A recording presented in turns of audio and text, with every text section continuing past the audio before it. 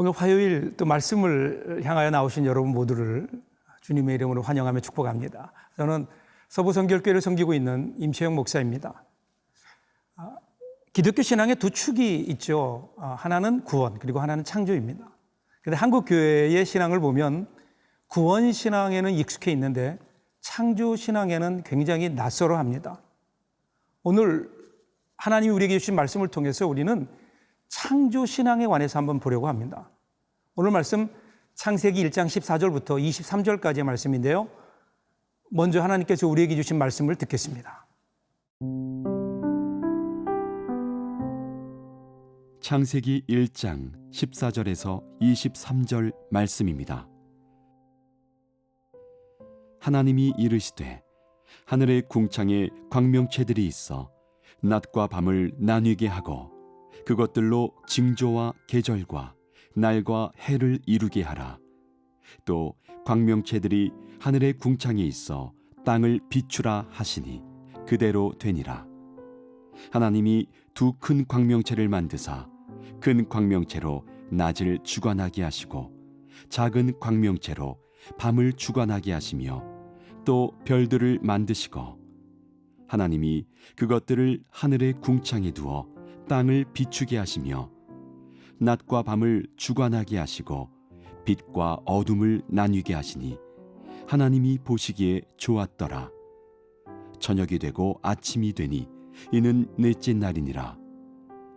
하나님이 이르시되 물들은 생물을 번성하게 하라.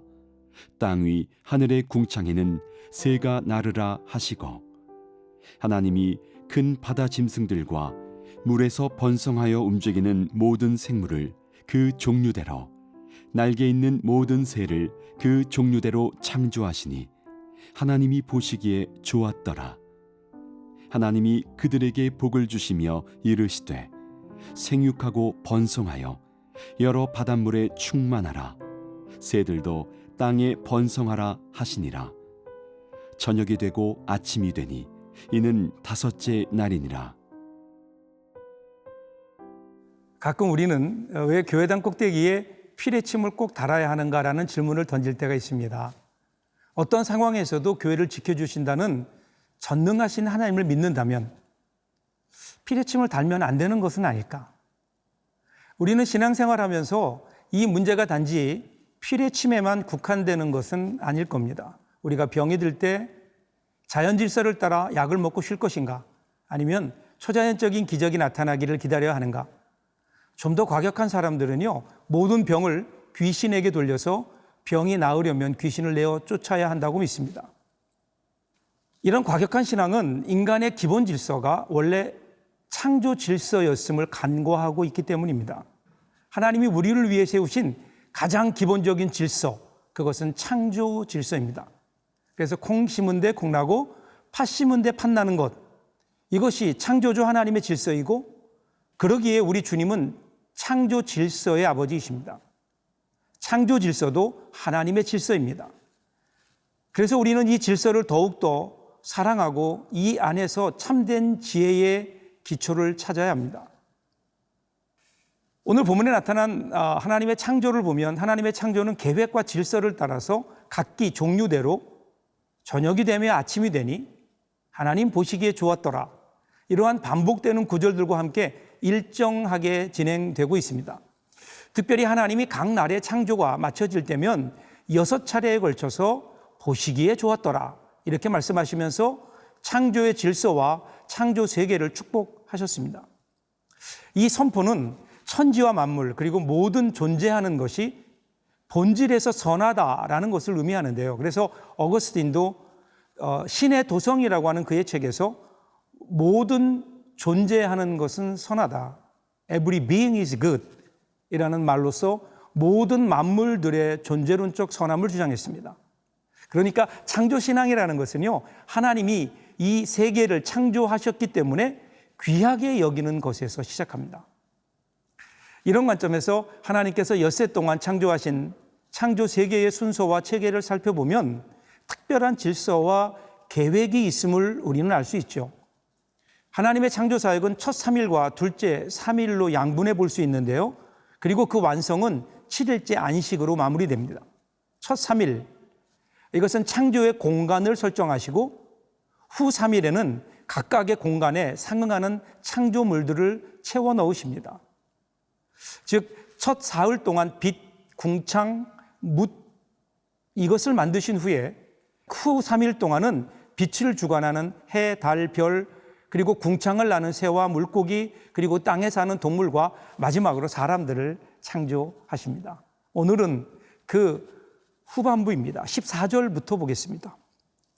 하나님이 이르시되 하늘의 궁창에 광명체들이 있어 낮과 밤을 나뉘게 하고 그것들로 징조와 계절과 날과 해를 이루게 하라. 첫날도 광명이 나왔죠. 네 번째 날 첫 창조 역시 광명입니다. 시간이 흐를수록 이 하나님의 창조는 상세하고 구체적으로 점점 변화됩니다.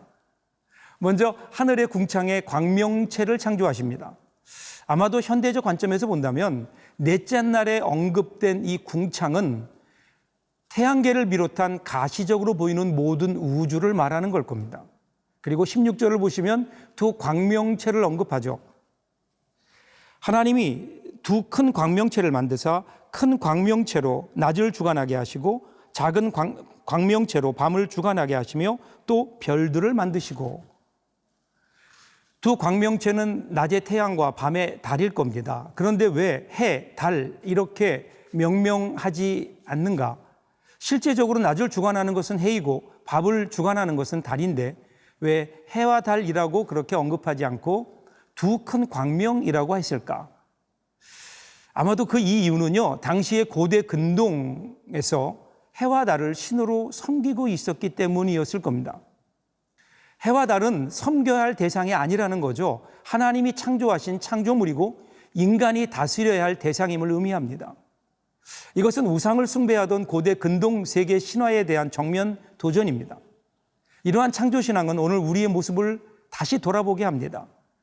다스려야 할 것을 우리가 섬기고 있는 것은 아닌가? 돈을 섬기고 있는 이 시대, 우리가 다스려야 될 돈을 섬기고 있는 이 시대를 향한 창조주 하나님의 경고를 우리는 깊이 들어야 합니다.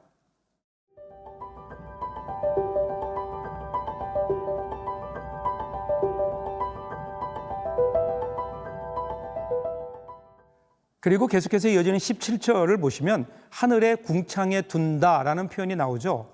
여기에서 둔다라고 하는 것은 고정한다 이런 뜻이에요. 그러니까 하나님께서 그들을 궁창에 붙잡아 두지 않는다면, 즉 고정해 두지 않는다면 지구와 충돌해서 큰 위험이 될 수도 있기 때문입니다. 그러니까 하나님께서 대양의 물이 육지를 탐하지 못하도록 막는 것처럼 하늘의 광명체들도 땅에 떨어지지 않도록 고정해 두셨다. 붙잡고 계신다. 그리고 광명체를 궁창에 두게 할 뿐만 아니라 비추게 하십니다. 모든 피조물들은 하나님의 창조 목적, 질서를 따라 존재하고 그 안에서 살아가는 겁니다. 그들은 빛을 비춤으로 자신들의 존재 목적을 달성합니다. 이렇게 해서 네 번째 날의 창조가 마무리됩니다.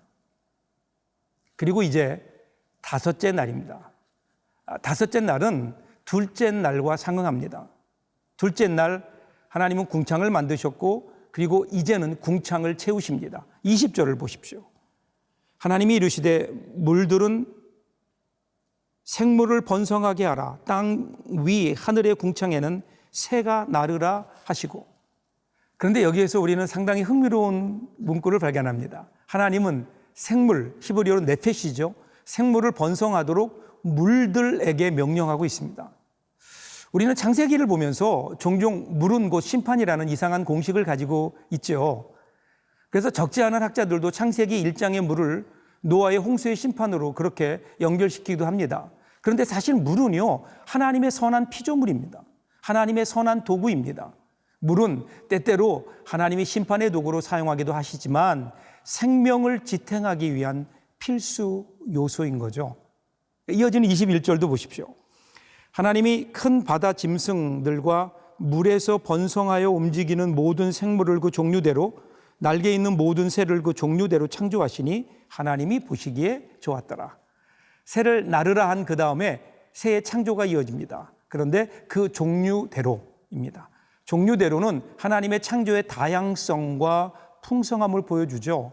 그리고 보시기에 좋았더라라고 하는 구절이 나오는데 이 구절이 우리에게는 의미심장하게 들립니다. 이 좋다라는 히브리 단어 토브는 종종 선하다, 완벽하다, 부족함이 없는 상태를 말하기 때문에 그렇습니다. 그러니까 하나님께서 조금의 부족함도 느끼지 아니하시고 흡족하게 여기셨다.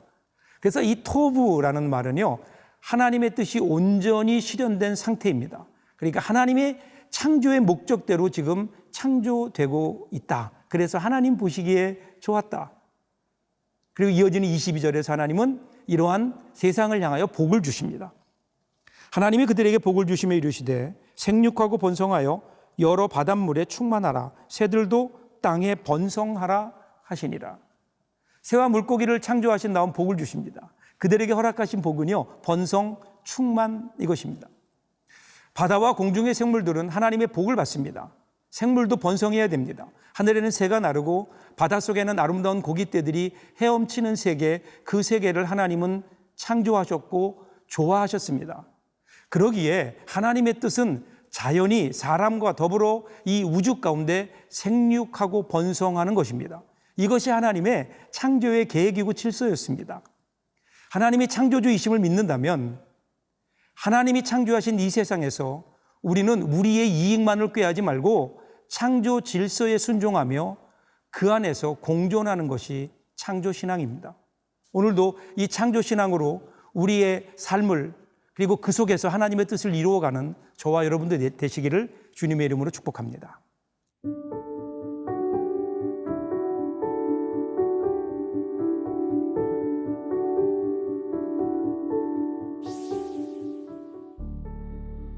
천지를 창조하신 하나님을 향하여 높아진 마음이 낮아지고 그리고 낮아져서 우리의 이웃이 내는 고통의 부르짖음에 눈을 뜨고 하나님의 작품인 창조 세계가 무너져 아우성치는 소리를 들을 수 있는 심령의 귀를 열어주옵소서.